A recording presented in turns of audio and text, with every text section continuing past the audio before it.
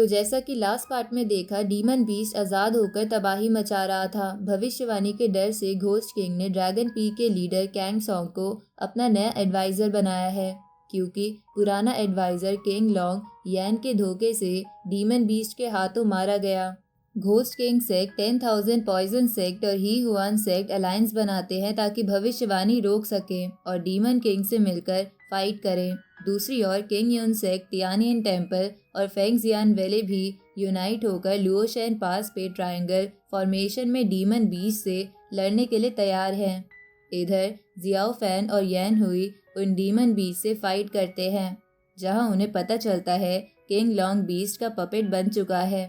अब आगे तो इस एपिसोड की शुरुआत में हम देखते हैं कि जियाओ फैन अपनी पावर का यूज़ करके ब्लड रिफाइनिंग थॉर्न्स बीस्ट के आर पार कर देता है, जिससे वो मर जाते हैं। और तभी उनके सेक्ट का एक साथी जियाओ फैन की हेल्प करने के लिए वहां आ जाता है और एक फॉर्मेशन क्रिएट कर देता है।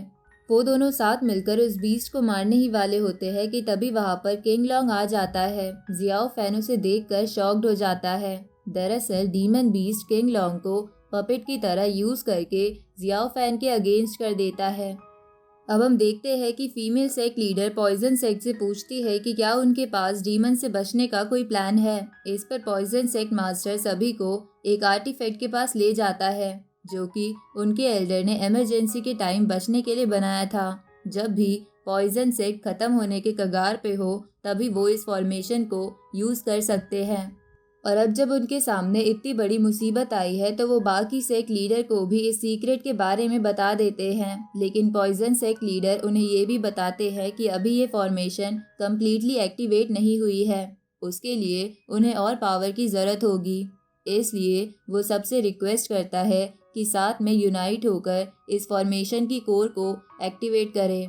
तभी कुछ बंदे आकर पॉइजन सेक्ट मास्टर से बताते हैं कि डीमन बीस्ट और उसकी आर्मी तबाही के लिए तैयार है।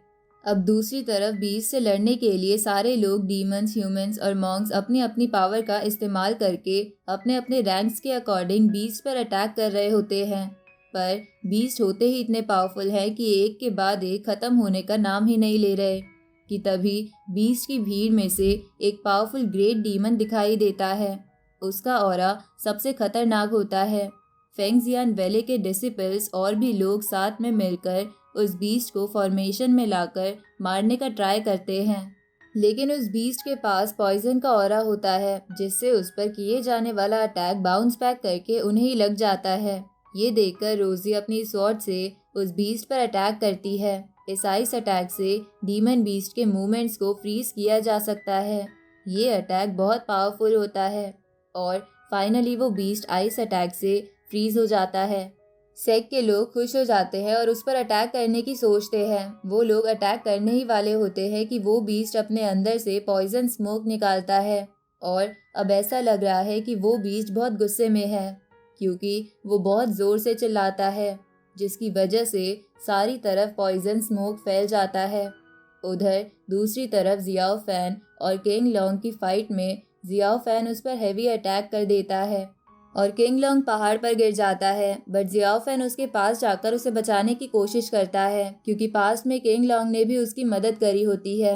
लेकिन उसके कोशिश करने के बाद भी, क्योंकि उसके अंदर बीस्ट किंग का कंट्रोल होता है, जिसकी वजह से उसकी सोल पहले ही डैमेज हो चुकी थी, जियाओ फैन किंग लॉन्ग को बचा नहीं पाता और किंग लॉन्ग वहीं पे अपना दम तोड़ देता है।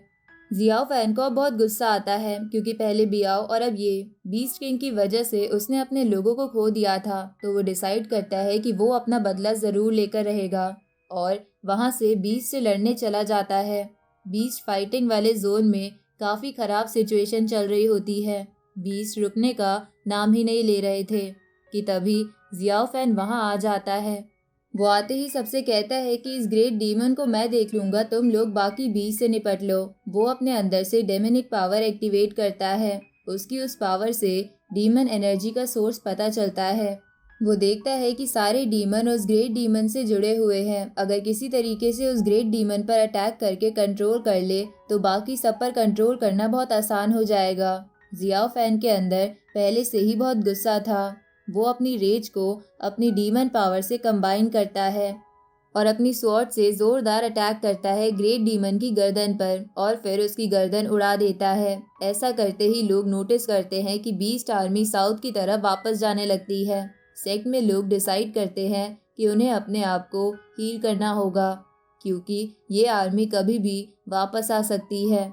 रोजी कहती है कि ये चीज़ काफ़ी सीरियस लगती है, मैं बीस्ट के पीछे जाकर देखना चाहती हूँ कि आखिर बात क्या है, और वहाँ से चली जाती है। साउथ की तरफ पॉइजन सेक्ट लीडर होता है और जियाओ फैन उस ग्रेट बीस्ट की गर्दन चेन से बांधकर उसके पास लाकर देता है।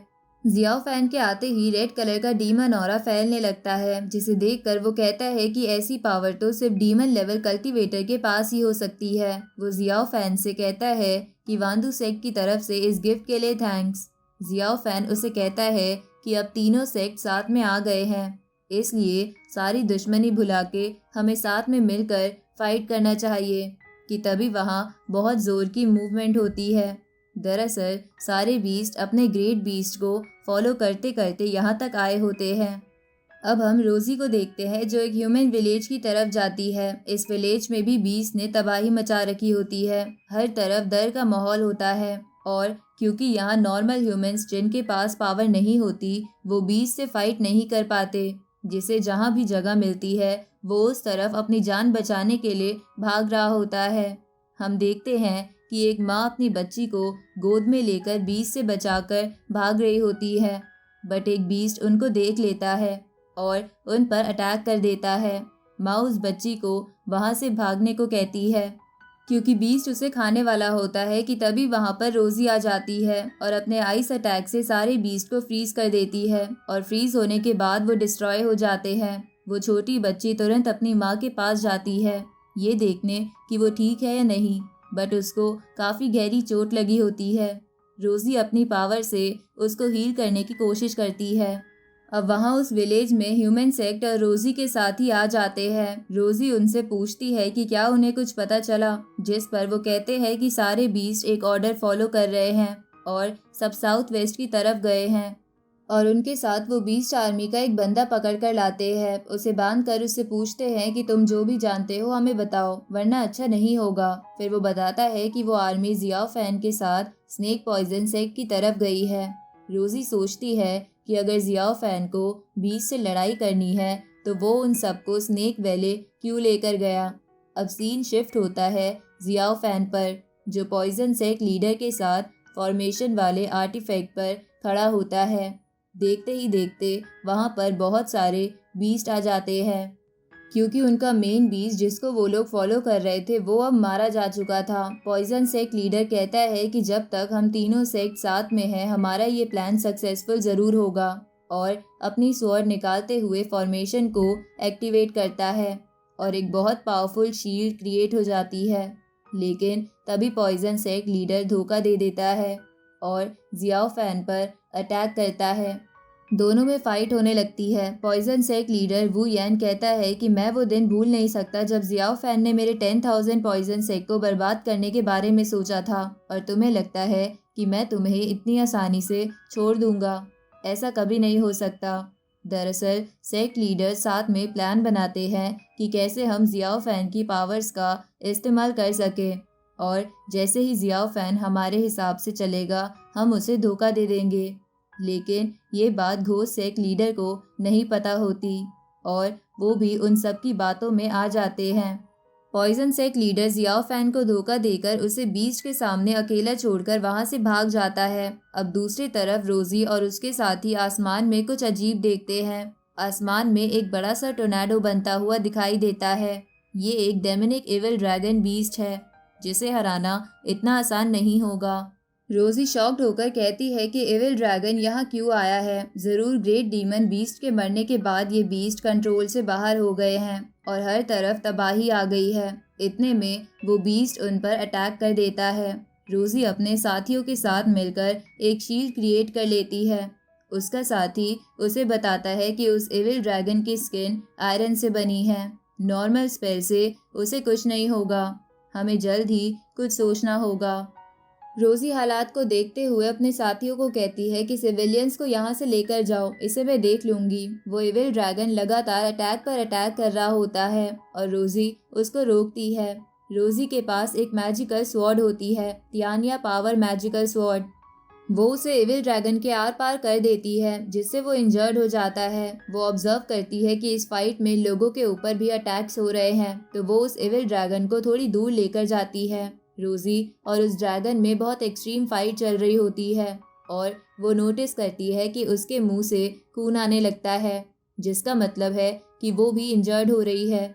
वो थोड़ी देर सोचती है और फिर डिसाइड करती है कि इस ड्रैगन का अटैक रिवर्स करके ही हम जीत सकते हैं, लेकिन उसके लिए उसे बहुत सारी पावर लगानी होगी और वो रिस्क लेने के लिए रेडी हो जाती है। अपनी तियानिया स्वॉर्ड से सारी हेवनली टेक्निक्स को मिलाकर वो 9 हेवन मिस्टिकल किल अटैक कर देती है और वो ड्रैगन फाइनली मारा जाता है। रोजी थक कर एक पहाड़ पर गिर जाती है और बोलती है कि अटैक सक्सेसफुल हुआ। अब दूसरी तरफ poison sect leader female sect leader को भी धोखा दे देता है। वो उसे कहती है कि वू यैन तुम ऐसा कैसे कर सकते हो, जिस पर वू यैन कहता है कि तुम तो मेरे साथ मिलकर घोस्ट सेक्ट को धोखा दे रही थी ना, और मेरे पीठ पीछे घोस्ट सेक्ट के साथ मिलकर हमारे क्लैन को खत्म करना चाहती थी। इतना दोगलापन अच्छा नहीं है और मुझसे लड़ने की बजाय खुद को कैसे बचाना है उसके बारे में सोचो।